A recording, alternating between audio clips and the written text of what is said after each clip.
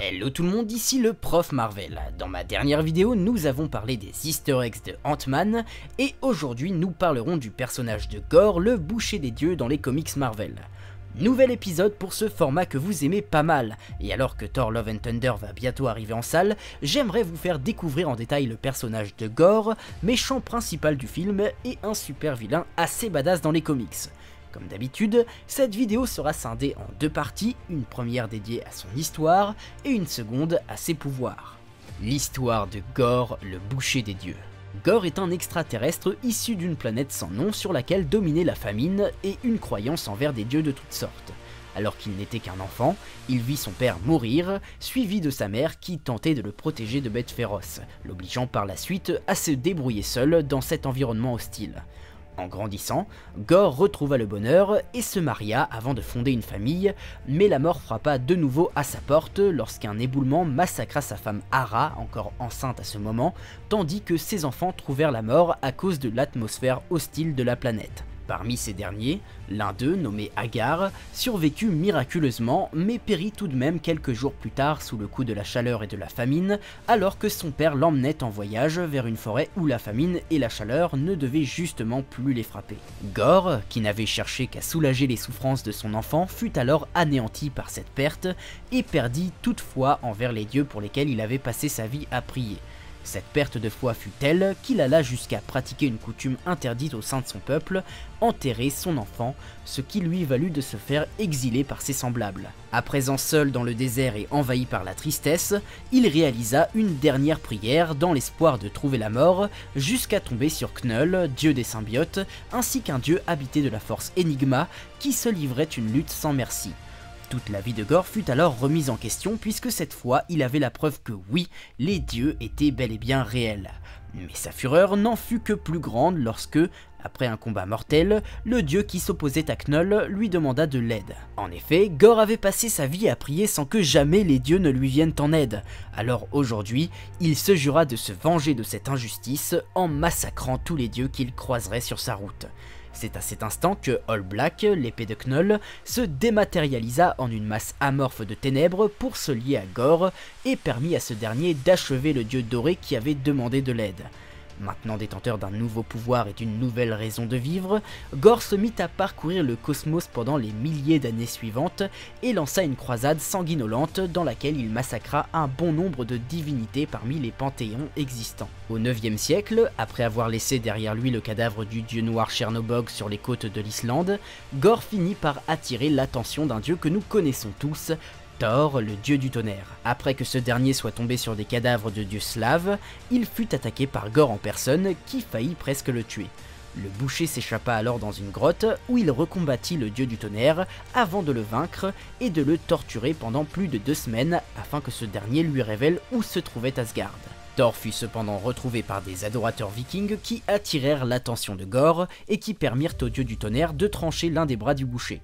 Ce dernier passa alors 1000 ans à ruminer sur sa défaite, continuant à massacrer toujours plus de dieux et rassemblant une armée qui pourrait l'aider à vaincre Thor, tandis qu'il créa des doubles parfaits de sa femme et de son fils Hagar grâce à All Black. Mais après quelques siècles, Thor ne mit pas longtemps avant de se remettre sur la piste du boucher, ce qui l'amena à être convoqué sur un monde où il put découvrir avec horreur les massacres de divinités causés par Gorr. Tandis que Thor se rendit dans la grotte où il avait vaincu le boucher pour la première fois, ce dernier, lui, massacra les dieux temporels de la planète Chronux et usa de leur sang afin de voyager à travers le temps. À l'aube de l'univers, il massacra l'un des premiers anciens dieux, garda son cœur en guise de trophée et refaçonna le temps en massacrant tous les dieux, créant un futur où Thor n'était plus que le seul dieu vivant et roi d'Asgard. Après cela, il envoya ses sbires dans le passé afin de capturer la version de Thor qu'il avait combattu la première fois et fit de lui, ainsi que d'autres dieux, ses esclaves. Il se servit de ces derniers pour construire la bombe des dieux, un explosif de la taille d'une lune qui lui permettrait d'anéantir tous les dieux à travers le temps et l'espace.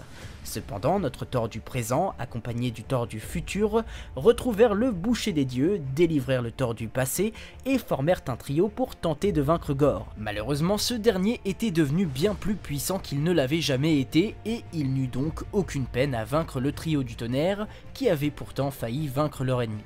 Après cela, le double de sa femme fit l'erreur fatale de considérer Gore comme un dieu à part entière au vu de ses exploits, ce qui ne manqua pas d'enrager le boucher, l'amenant à massacrer cette dernière de ses propres mains. Le double de son fils, Hagar, répugné par le meurtre que Gore avait commis sur Hara, décida de s'allier à notre Thor du présent, permettant à ce dernier d'absorber l'explosion de la bombe et de finalement tuer le boucher des dieux. Mais alors que tout revint à la normale et que Thor permit à certains dieux de repeupler certaines planètes sans divinité, la philosophie du boucher avait impacté notre Thor du présent à un point tel où celui-ci perdit sa dignité de porter Mjolnir. Des millénaires plus tard, le nouveau porteur de All Black, une version de Loki devenu roi, ressuscita Gore dans le but de tuer une version de Thor devenu roi également. Cependant, Gore blessa Loki et récupéra All Black avant de lancer une nouvelle croisade dans laquelle furent impliqués les deux demi-frères. Le boucher des dieux parvint finalement à capturer Thor et Loki dans All Black elle-même et se déclara comme une force au-delà des dieux, une force de la nature. Cependant, la petite fille de Thor, Atli Wodendotir, alla réveiller les dieux d'Indigar que Thor avait aidé après avoir tué Gore la première fois et s'aida de ces derniers pour sauver son grand-père. Elle décapita elle-même le boucher des dieux avant que le corps de ce dernier ne se révèle être qu'une copie du vrai corps, une copie confectionnée grâce à All Black, tout comme les doubles de Hara et de Hagar. Le vrai Gore tenta alors de dévorer Thor en matérialisant un trou noir, mais Loki parvint à le distraire assez longtemps pour permettre à Thor de libérer toute la puissance de Mjolnir, permettant enfin de neutraliser Gore une bonne fois pour toutes et de détruire l'épée All Black. Gore, redevenu un simple mortel, sombra dans la folie et l'amnésie et fut emmené par les dieux d'Indigar afin de terminer sa vie dans une tranquillité absolue. Les pouvoirs de Gore. C'est cette section qui nous fait comprendre que Gore est sûrement l'un des plus puissants méchants de l'univers Marvel, celui-ci n'a en fait pas de pouvoir. Et oui, et pourtant il a massacré sans peine des dieux par palette, arrivant même à tenir tête aux versions alternatives les plus puissantes de Thor et Loki, c'est pour dire à quel point c'est pas un rigolo. Sa puissance, il la doit à sa longévité et son expérience qui lui ont appris à manier les lames avec une habileté lui permettant de défier les dieux sans aucun problème. C'est également un expert de la torture qui a torturé le dieu de la torture lui-même. Ouais, rien que ça. Bon, en fait, si, il a des pouvoirs, mais ceux-ci n'ont été conférés que par la Necrosword avec laquelle il a fusionné, aka All Black, l'épée de Knoll. Et ça lui a donné ce que j'appelle le starter pack frère, force, résistance, endurance, rapidité surhumaine, en complément d'une longévité que même l'anneau de pouvoir n'aurait pas donné à Gollum, plus la capacité de l'éviter et de se régénérer. Enfin, Gore possède ce qu'on appelle l'imbrakinésie, lui permettant de manipuler les ténèbres et de créer des armes, des ailes, des serviteurs, et de se dissimuler dans les ombres. C'est sûrement grâce à ce pouvoir qu'il a pu créer les doubles de sa femme et de son fils. Et la vidéo est à présent terminée, je vous remercie de l'avoir suivi jusqu'au bout. Si ça vous a plu alors abonnez-vous, activez la cloche et lâchez le petit pouce bleu des familles qui fait plaisir. Vous pouvez également soutenir mon travail au travers de petits dons sur ma page Utip, me rejoindre sur les réseaux sociaux, tous les liens sont en description, et quant à moi je vous dis à la prochaine pour une nouvelle vidéo, ciao.